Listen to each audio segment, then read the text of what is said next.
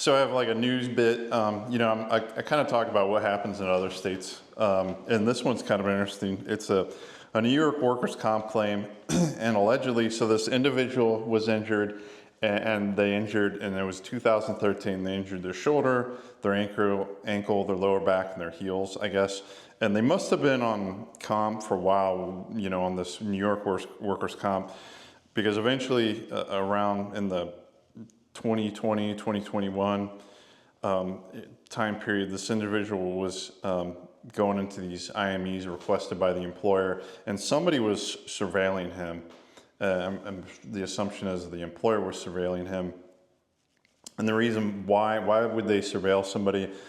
A lot of times they're tipped off, and when the BWC or employers surveil people, it's because they've been tipped off, and occasionally they're tipped off by jilted lovers or jealous friends, and so that happens. And if you're doing something shady, you got to be extra vigilant, and really you should never do anything shady, but people do. And then they, like this guy was doing, he ended up getting caught. And so what he would do is you'd go to these independent medical evaluations, these IMEs, and he would schlep in there with a cane.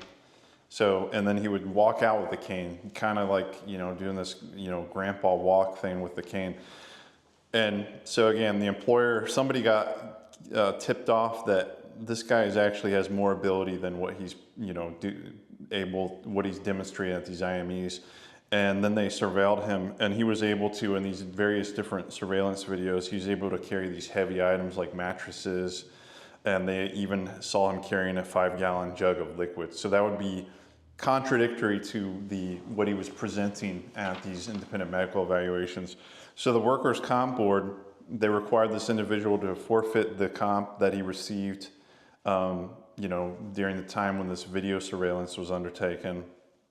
And then this is kind of draconian, and I don't know if this means if this guy gets injured again, if he's barred, but they said, and they barred him from the receipt of future benefits. So I don't know if that's receipt of future benefits related to this claim, or because what if he, went back to work and then he got injured again? That would be pretty extreme.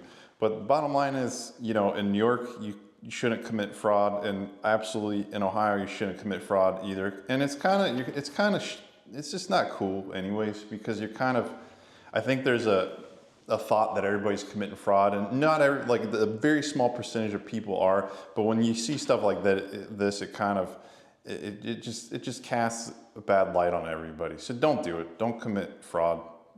Don't fake.